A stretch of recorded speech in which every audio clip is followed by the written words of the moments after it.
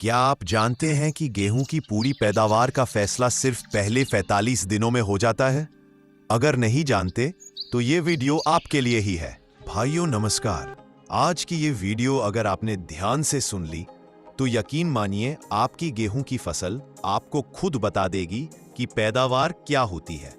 क्योंकि आज मैं बात करने वाला हूं गेहूं के उन पहले 45 दिनों की जो पूरी फसल की किस्मत लिखते हैं।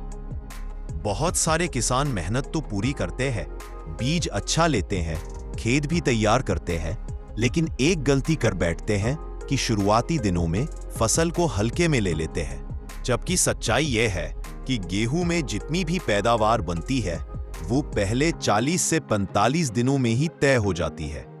इसी समय टिलरिंग यानी फुटाव होता है, यानी कल्ले बनते हैं।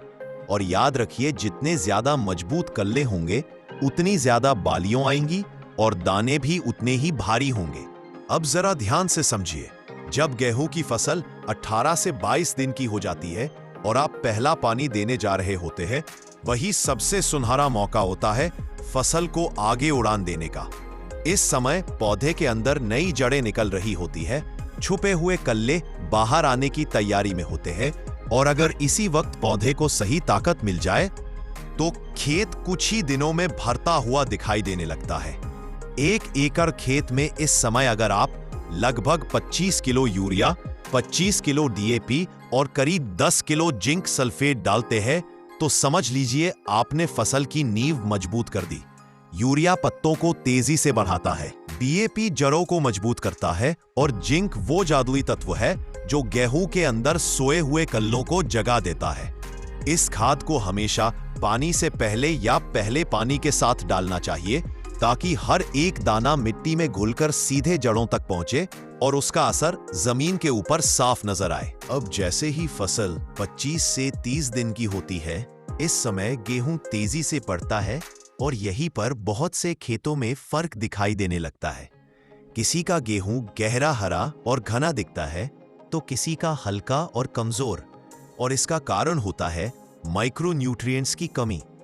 इस समय अगर आप पत्तों के जरिए गेहूं को थोड़ा सा पोषण दे दें तो उसका असर बिजली की तरह होता है। 1 एकड़ के लिए करीब 122 लीटर पानी में 1 किलो 19-19 घुलनशील खाद और लगभग 250 ग्राम जिंक, आयरन और मैग्नीशियम का मिश्रण मिलाकर छिड़काव करने से पौधे को तुरंत ताकत मिलती है।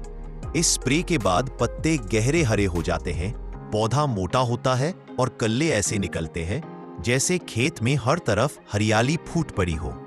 अब भाइयों, जब गेहूं की फसल 35 से 40 दिन की हो जाती है तब बहुत से किसान सोच लेते हैं कि अब सब हो गया। लेकिन यहीं पर असली खिलाड़ी और आम किसान में फर्क पड़ता है। ये समय है कल्लों को मजबूत बनाने का, ताकि आगे चलकर वही कल्ले भारी बालियों में बदले। इस अवस्था में 1 एकड़ खेत में लगभग 20 किलो यूरिया और 8 से 10 किलो सल्फर देने से गेहूं को दोहरा फायदा मिलता है। यूरिया से बढ़वार बनी रहती है और सल्फर से दाने में वजन, चमक और क्वालिटी आती है। यही वो छोटी सी समझदारी है जो कटाई के समय बड़ी पैदावार बनकर सामने आती है। अगर किसी खेत में आपको लगे कि गेहूं की पत्तियां पीली पड़ रही है या कल्ले उतने नहीं बन रहे जितने बनने चाहिए थे, तो घबराने की बिल्कुल जरूरत नहीं है। इसका मतलब सिर्फ इतना है कि पौधे को कुछ पोषक तत्वों की कमी महसूस हो रही है। ऐसी हालत में हल्की मात्रा में यूरिया, मैग्नीशियम सल्फेट और जिंक को पानी में घोलकर पत्तों पर छिड़काव कर दीजिए और यकीन मानिए 6 से 7 दिन के अंदर ही फर्क आपकी आंखों के सामने होगा। खेत फिर से जान पकड़ लेगा और फसल अपनी रफ्तार में लौट आएगी। बस एक बात हमेशा याद रखिए कि जरूरत से ज्यादा खाद देना समझदारी नहीं होती।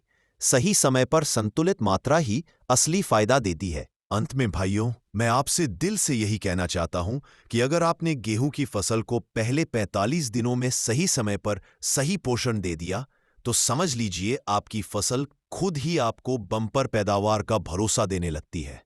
इसके बाद आपको ज्यादा चिंता करने की जरूरत नहीं पड़ती, क्योंकि मजबूत जड़ें, ज्यादा कल्ले और गहरे हरे पत्ते अपने आप अच्छी बालियों और भारी दानों में बदल जाते हैं। अगर यह जानकारी आपको काम की लगी हो तो इसे दूसरे किसान भाइयों तक जरूर पहुंचाइए। क्योंकि सही जानकारी ही वो ताकत है जो मेहनत को मुनाफे में बदल देती है।